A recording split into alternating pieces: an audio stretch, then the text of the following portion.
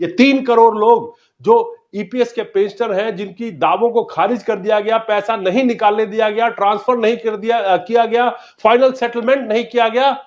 EPFO साफ तौर पे कह रही है कि सबका जिम्मेवार नया जो डिजिटलकरण है या आधार से जो जोड़ा गया है, जो ऑनलाइन किया गया है, तो क्या ऑनलाइन कि सुविधा के तहत लोगों को सुविधा होनी चाहिए थी, यहां पे लोगों को जान देने की नौबत आ रही है। 9-9 साल, 8-8 साल, 5-5 साल लोग ईपीएफओ ऑफिस के चक्कर मारते हैं अपने रिटायर होने के बाद, बुजुर्ग होने के बाद, और आखिर में आकर के अपनी प्राण दे देते हैं उसी ऑफिस के अंदर में।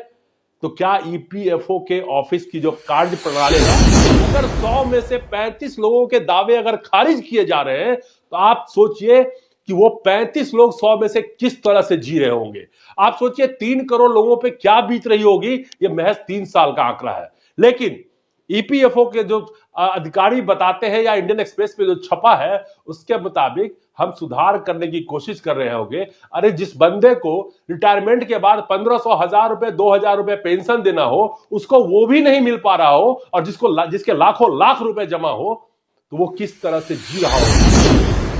दोस्तों नमस्कार, केपी शिवरामन एक टायर निर्माता के कंपनी से रिटायर हुए और अपना अंतिम पीएफ बकाया पाने के लिए ईपीएफओ के कोच्चि कार्यालय में पिछले 9 वर्षों में कई बार चक्कर लगाए।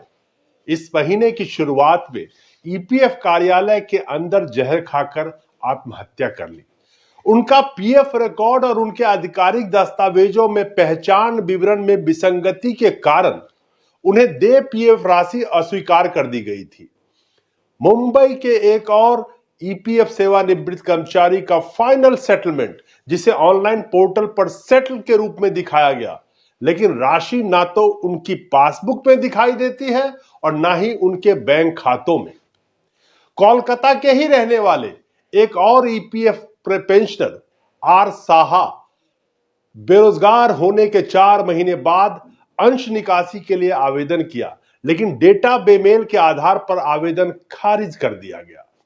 ईपीएफ फाइनल सेटलमेंट की अस्वीकृति दर लगातार बढ़ रही है, जो 2017-18 में लगभग 13% से बढ़कर 2022-23 में लगभग 34% हो गई है। यानी कि हर 3 क्लेम में से एक क्लेम ईपीएफओ के द्वारा खारिज किया जा रहा है। पीएफ दावों की 3 श्रेणियां, फाइनल सेटलमेंट, ट्रांसफर और विड्रॉल। इनमें से पिछले 5 वर्षों में पीएफ के दावों के लिए फाइनल सेटलमेंट के लिए अस्वीकृति दर में तेजी से वृद्धि हुई है। ईपीएफओ के अधिकारी इसका मुख्य कारण ऑनलाइन प्रणाली को बताते हैं। उनका कहना है कि अब यह मुख्य रूप से आधार से जुड़ा हुआ है और 99% दावे ऑनलाइन पोर्टल के माध्यम से होते हैं। आधिकारिक आंकड़ों से पता चलता है कि वित्तीय वर्ष 2022-23 में फाइनल पीएफ सेटलमेंट के लिए प्राप्त कुल 73,87,000 दावों में से 33.8%, करीब 25 लाख खारिज कर दिए गए। यही 2017-18 में 13% और 2018-19 में 18.2% थी।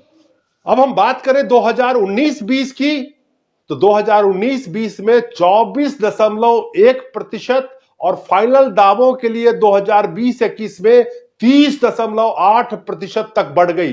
2021-22 में फाइनल सेटलमेंट की अस्वीकृति दर बढ़कर 35.2% हो गई। बोर्ड के 2 पूर्व सदस्यों ने कहा कि ईपीएफओ के केंद्रीय सीबीटी की बैठक में दावों की अस्वीकृति दर में वृद्धि का हवाला दिया गया।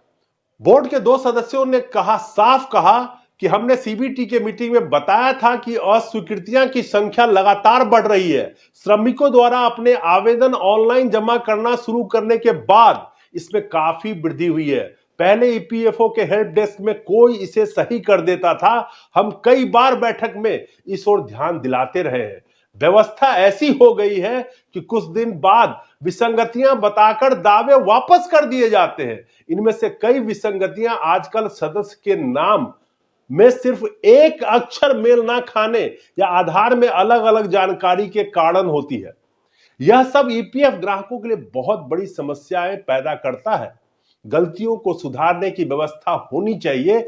यह बात पहले भी कई मौकों पर बोर्ड के बैठक में बताई जा चुकी है। ईपीएफओ के सीबीटी बोर्ड के एक पूर्व सदस्य ने द इंडियन एक्सप्रेस को यह सब बताया।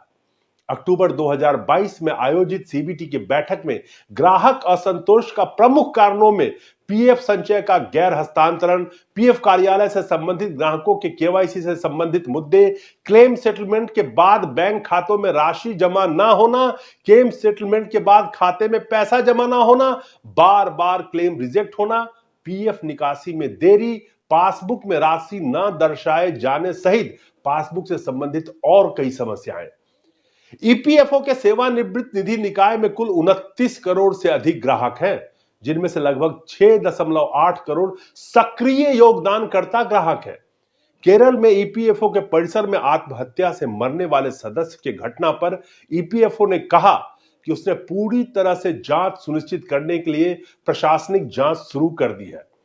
संगठन सतर्क रहता है, लगातार निगरानी करता है और समय पर दावा निपटाने का जो टाइम बॉन्ड है उसको भी लागू करने की कोशिश करता है। यह प्रतिबद्धता अपने संचालन में दक्षता और जवाबदेही के उच्च मानकों को बनाए रखने के लिए ईपीएफओ के समर्पण को दर्शाती है।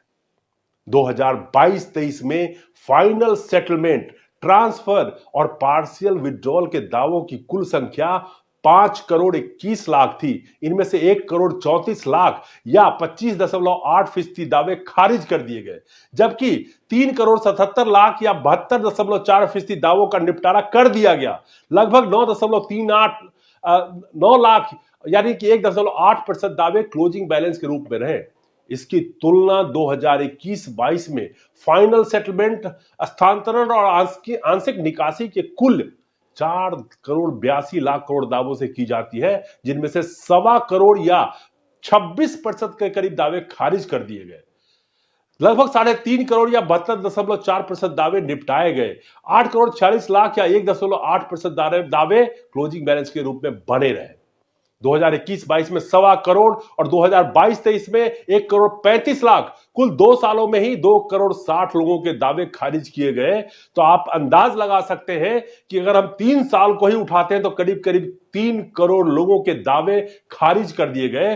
तो ये 3 करोड़ लोग किस हाल में जी रहे होंगे? ये 3 करोड़ लोग जो ईपीएस के पेंशनर हैं, जिनकी दावों को खारिज कर दिया गया, पैसा नहीं निकालने दिया गया, ट्रांसफर नहीं किया गया, फाइनल सेटलमेंट नहीं किया गया। ईपीएफओ साफ तौर पे कह रही है कि सबका जिम्मेवार नया जो डिजिटलकरण है या आधार से जो जोड़ा गया है, जो ऑनलाइन किया गया है, तो क्या ऑनलाइन की सुविधा के तहत लोगों को सुविधा होनी चाहिए थी। यहां पे लोगों को जान देने की नौबत आ रही है। 9-9 साल, 8-8 साल, 5-5 साल लोग ईपीएफओ ऑफिस के चक्कर मारते हैं अपने रिटायर होने के बाद, बुजुर्ग होने के बाद, और आखिर में आकर के अपनी प्राण दे देते हैं उसी ऑफिस के अंदर में। तो क्या ईपीएफओ के ऑफिस की जो कार्य प्रणाली है उसमें सुधार की कितनी जरूरत है? खुद ही कह रही है कि 29 करोड़ के करीब लोग ईपीएफओ से जुड़े हुए हैं। आप कल्पना कीजिए, जो करीब करीब 7 करोड़ जो एक्टिव योगदान दे रहे हैं, अंशदान दे रहे हैं, वो अपना भविष्य किस तरह से देख पा रहे होंगे? वो जब रिटायर होंगे तो किस तरह से उनको पेंशन मिलेगा?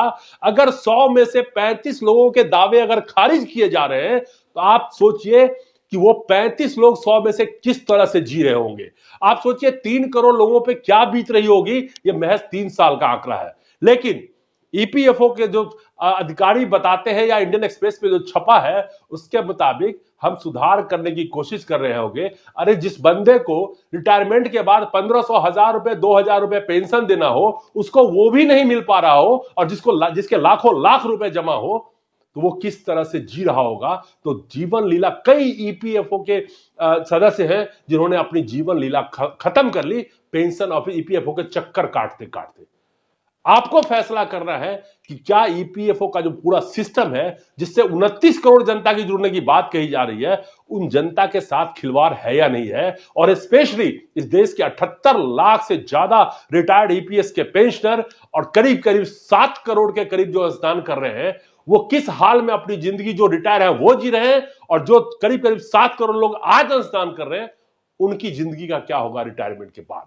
ये सब पूरी की पूरी चिट्ठा आपके सामने है, पूरा सिनेरियो आपके सामने है कि किस तरह से ईपीएस 95 के पेशेंट लगातार दिल्ली में प्रोटेस्ट करते रहे, लगातार उम्मीद करते रहे कि उनको कम से कम जो मिनिमम पेंशन है वो तो 7500 कह रहे थे, यहां 2000 करने के ऊपर भी सरकार नकार गई है। तो ये है हमारे न्यू इंडिया के पेंशन का स्कीम और बुजुर्गों का न्यू इंडिया।